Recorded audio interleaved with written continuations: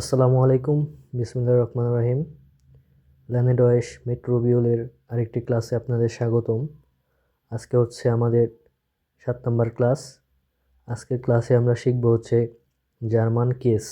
হ্যাঁ, জার্মানের যেই কেস আছে সেই কেস আমরা আজকে শিখব। যেমন আর্টিকেল কি, বেস্টিমড আর্টিকেল কি, উনবেস্টিমড আর্টিকেল কি, হ্যাঁ, নমিনেটিভ, অ্যাকুজাটিভ এবং ডাটিভ কি, হ্যাঁ, এই সম্পর্কে আজকের ক্লাসে আমরা শিখব। তো জার্মানের সবথেকে কঠিন পাঠ হচ্ছে এই জার্মান কেস। হ্যাঁ, এগুলো অনেকেই বুঝে না এবং অনেকেই ভুলে যায়। তো আজকে আমরা খুব সহজেই এগুলো বোঝার চেষ্টা করব। তো প্রথমেই শিখব হচ্ছে কি আর্টিকেল কি। আর্টিকেল কি? আর্টিকেল মানে হচ্ছে নাউন। হ্যাঁ, বস্তুর নামের আগে বসে। আর্টিকেল হচ্ছে কি বস্তুর নামের আগে বসে। প্রত্যেকটা বস্তুর নামের আগে আর্টিকেল হবে। যেমন 3টা প্রধান আর্টিকেল আছে, যেমন ডিয়ার, ডি, দাস। ডিয়ার হচ্ছে কি মাস্কুলিন, ডি হচ্ছে ফেমিনিন, দাস হচ্ছে কি নয়টার, এবং আরেকটা আছে প্লুরাল ডি। হ্যাঁ, এটা হচ্ছে প্লুরাল ডি, সব সময়। হ্যাঁ, বহুবাচক। প্লুরাল ডি হচ্ছে কি বহুবচন, মানে একের অধিক। ডিয়ার, ডি, দাস এবং হচ্ছে কি প্লুরাল ডি। এই 4টা হচ্ছে কি প্রধান হচ্ছে 3টা, এবং এটা হচ্ছে কি প্লুরাল, মানে বহুবচন, একের অধিক। ডিয়ার, ডি, ডাস। ডিয়ার হচ্ছে মাস্কুলিন, ডি হচ্ছে ফেমিনিন, আর ডাস হচ্ছে কি নয়টার। এটা হচ্ছে আর্টিকেল। ঠিক আছে, ডিয়ার, ডি, ডাস এগুলা সবসময় বস্তুর বা নাউনের আগে বসে। ওকে, এখন আসি হচ্ছে বেস্টিমড আর্টিকেল কি। বেস্টিমড আর্টিকেল মানে হচ্ছে ডেফিনিট আর্টিকেল। হ্যাঁ, নির্দিষ্ট কিছু বোঝায়। এই আর্টিকেল দিয়ে কি নির্দিষ্ট কিছু বোঝায়। যেমন আমরা ইংলিশে শিখছিলাম দা। হ্যাঁ, দা নির্দিষ্ট কিছু বোঝাতে বেস্টিমড আর্টিকেল ব্যবহার হয়। যেমন মাস্কুলিন আছে ডিয়ার, হ্যাঁ, নির্দিষ্ট, ওই নির্দিষ্ট পুরুষ। ফেমিনিন হচ্ছে ডি, হ্যাঁ, ওই নির্দিষ্ট মহিলা। নয়টয় আছে দাস, হ্যাঁ, ওই নির্দিষ্ট বস্তু। প্লুরাল আছে, হ্যাঁ, নির্দিষ্ট অনেক কিছু বোঝাতে। ঠিক আছে, এটা হচ্ছে বেস্টিমড আর্টিকেল, মানে একদম নির্দিষ্ট করে বোঝায়। যেমন উদাহরণ দেখি আমরা, ডিয়ার মান সেই লোকটি, ডি ফ্রাউ, হ্যাঁ, সেই মহিলা, দাস বুক সেই বই, মানে একদম নির্দিষ্ট করে বলতেছে সেই মহিলাটি। হ্যাঁ, ডি ফ্রাউ সেই মহিলাটি, ডিয়ার মান সেই লোকটি, দাস বুক সেই বইটি। একদম স্পেসিফিকভাবে নির্দিষ্ট করে বলতেছে। তো নির্দিষ্ট করে আমরা যদি কোনো কিছু বলতে চাই সেক্ষেত্রে আমরা এই বেস্টিমড আর্টিকেল ব্যবহার করব, ডিয়ার, ডি, ডাস এবং প্লুরাল ডি। ঠিক আছে, এখন আসি উনবেস্টিমড আর্টিকেল কি। উনবেস্টিমড আর্টিকেল হচ্ছে ইনডিফিনিট আর্টিকেল। হ্যাঁ, ইনডিফিনিট আর্টিকেল মানে অনির্দিষ্ট করে কিছু বোঝায়। হ্যাঁ, মানে নির্দিষ্ট না, অনির্দিষ্ট করে কোনো কিছু বোঝায়। যেমন ইংলিশে শিখছিলাম আ, অ্যান, হ্যাঁ, এগুলা। তো মাস্কুলিনে কি আইন, একটি পুরুষ, একটি, হ্যাঁ, পুরুষের ক্ষেত্রে। তারপর হচ্ছে ফেমিনিন আইনে, হ্যাঁ, একটি মহিলা বা একটি, হ্যাঁ, মহিলা। তারপর নয়টা শিখছি আইন, একটি বস্তু। ঠিক আছে, মানে অনির্দিষ্ট করে বোঝাচ্ছে। এগুলো দিয়ে কি অনির্দিষ্ট করে বোঝাচ্ছে।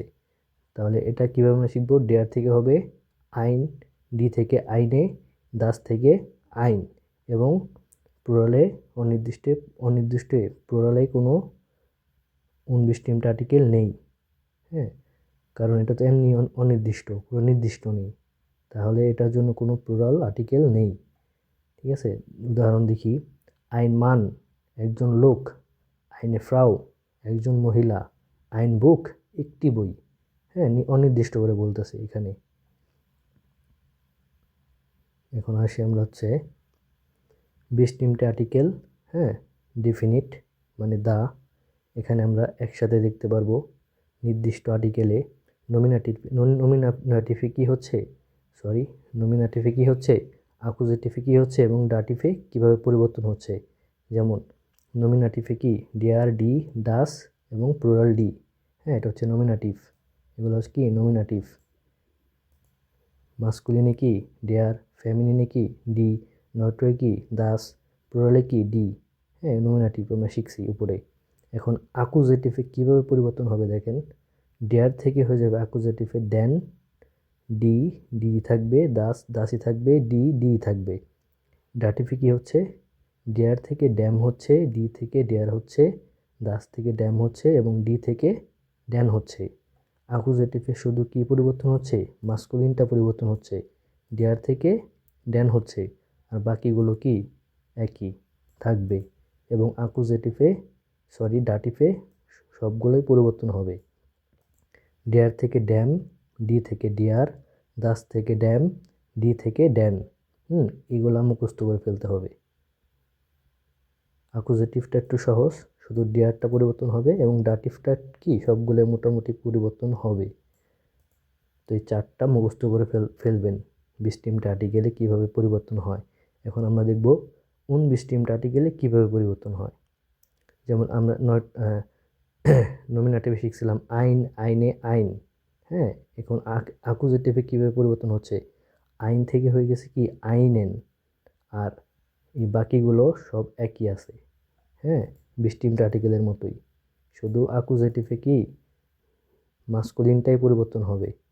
হ্যাঁ, আইন থেকে আইনে হয়েছে, আইন থেকে আইনেন হয়েছে, আর ফেমিনিনে আইন আছে, আর নয়টা কি আইনই আছে। এবং ডাটিভে সবগুলি পরিবর্তন হয়েছে, আইন থেকে আইনেম হয়েছে, আইনে থেকে আইনার হয়েছে এবং আইন থেকে আইনেম হয়েছে। ঠিক আছে, বিস্টিমটে এবং বিস্টিমটে আর্টিকেলে অ্যাকুজেটিভ এবং ডাটিভে কীভাবে পরিবর্তন হচ্ছে এগুলো মুখস্থ করে ফেলতে হবে, তাছাড়া আপনি সেন্টেন্সে ব্যবহার করতে পারবেন না। ঠিক আছে, তো এইগুলো খুবই ইম্পর্টেন্ট। এখন আসি আমরা নমিনেটিভ, অ্যাকুজেটিভ এবং ডাটিভ কীভাবে একটি সেন্টেন্স তৈরি করা যায়, কিভাবে সেন্টেন্সে ব্যবহার হয়, কিভাবে বুঝবো কোনটা নমিনেটিভ, কোনটা অ্যাকুজেটিভ এবং কোনটা ডাটিভ। নমিনেটিভ হচ্ছে সাবজেক্ট বা কর্তা, হ্যাঁ, আর অ্যাকুজেটিভ হচ্ছে কি ডিরেক্ট অবজেক্ট এবং ডাটিভ কি ইনডিরেক্ট অবজেক্ট।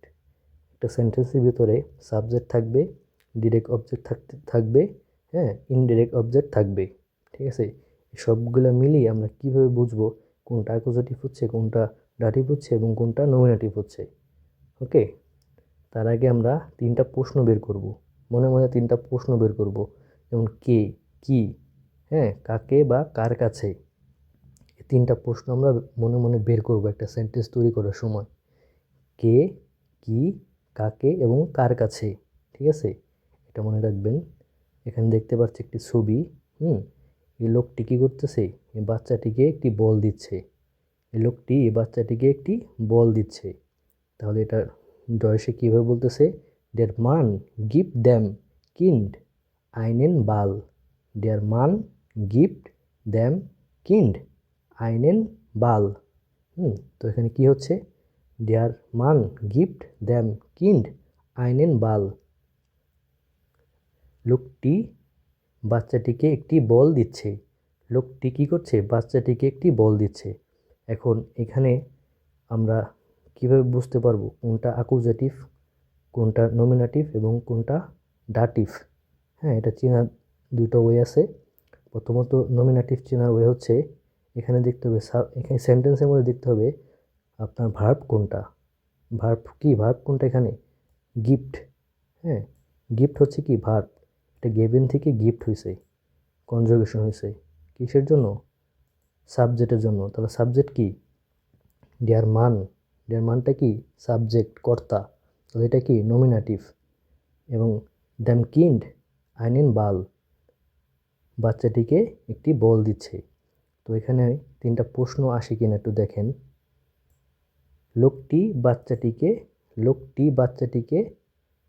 একটি বল দিচ্ছে, বাচ্চাটিকে একটি বল দিচ্ছে, বলটা কে দিচ্ছে, প্রশ্ন হচ্ছে না, কে দিচ্ছে এবং কি দিচ্ছে এবং কাকে দিচ্ছে। তিনটা প্রশ্ন আসছে, কি দিচ্ছে, কাকে দিচ্ছে এবং কি দিচ্ছে। তো বাচ্চাটিকে একটি বল দিচ্ছে কেটা কি নমিনেটিভ, তাহলে ডের মান হচ্ছে নমিনেটিভ। হ্যাঁ, ডের মানটা কি নমিনেটিভ, এটা হচ্ছে নমিনেটিভ, ডের মান। তাহলে একটা প্রশ্ন আসবে, কি দিচ্ছে, লোকটি বাচ্চাটিকে কি দিচ্ছে? কি দিচ্ছে? একটি বল দিচ্ছে। আইনেন বাল। ডিয়ার বাল থেকে কি হয়েছে? আইনেন হয়েছে। আইন আইন আইন থেকে আইনেন হয়েছে। হ্যাঁ, আইনেন কীভাবে পরিবর্তন হয়? অ্যাকুজেটিভে আইনেন, শুধু মাস্কুলিনটাই পরিবর্তন হয়। ঠিক আছে, এই জন্য এখানে আইনেন হয়েছে। তাহলে এখানে প্রশ্নটা কি হচ্ছে? কি কি দিচ্ছে? হ্যাঁ, কি দিচ্ছে? বল দিচ্ছে। আইনেন বাল। এবং আরেকটা প্রশ্ন, কাকে বা কার কাছে? কাকে দিচ্ছে? দাস কিন্ডকে দিচ্ছে। হ্যাঁ, দাস থেকে কি হয়েছে? ডাটিভে কি হয়েছে? দাস থেকে, দাস কিন্ড থেকে দ্যাম কিন্ড হয়েছে। দ্যাম কিন্ড, এটা কি? ডাটিভ। এটা কি? ডাটিভ। কাকে দিচ্ছে? কাকে? প্রশ্ন আছে না, কাকে? বাচ্চাটিকে দিচ্ছে। হ্যাঁ, বাচ্চাটিকে দিচ্ছে। আর এটা কি? অ্যাকুজাটিভ। এটা কি? অ্যাকুজাটিভ। তাহলে কে দিচ্ছে, কাকে দিচ্ছে এবং কি দিচ্ছে? তিনটা প্রশ্ন এখানে আসছে। কে দিচ্ছে, কাকে দিচ্ছে এবং কি দিচ্ছে? কে দিচ্ছে? লোকটি দিচ্ছে। কাকে দিচ্ছে? বাচ্চাটিকে দিচ্ছে। কি দিচ্ছে? একটি বল। তাহলে আমরা বুঝতে পারলাম কিভাবে অ্যাকুজেটিভ কোনটা, ডাটিভ কোনটা, নমিনেটিভ কোনটা। এভাবে তিনটা প্রশ্নের মাধ্যমে আমরা বের করতে পারবো একটা সেন্টেন্সের ভিতরে নমিনেটিভ কোনটা, ডাটিভ কোনটা এবং অ্যাকুজেটিভ কোনটা। আর একটি সেন্টেন্সের ভিতরে সবসময় ডাটিভটা মাঝখানে বসবে, মানে অ্যাকুজেটিভের আগে ডাটিভটা বসবে। দের পান গিফট দ্যাম কিন্ড আইনেন বাল। ওকে, তো এখন আমরা একটু বিস্তারিত দেখি। এর মানটা কি? এর মান হচ্ছে লোকটি, নমিনেটিভ। হ্যাঁ, আর কিন্ড কি? বাচ্চাটি। হ্যাঁ, দাস কিন্ড, দাস থেকে কি হয়েছে? ড্যাম হয়েছে। দাস থেকে কি হয়েছে? ডাটিভে পরিবর্তন হয়ে দ্যাম হয়েছে, দ্যাম কিন্ড। তাহলে এটা হচ্ছে কি? ডাটিভ। আর ডের বাল থেকে কি হয়েছে? ডের বাল একটি বল।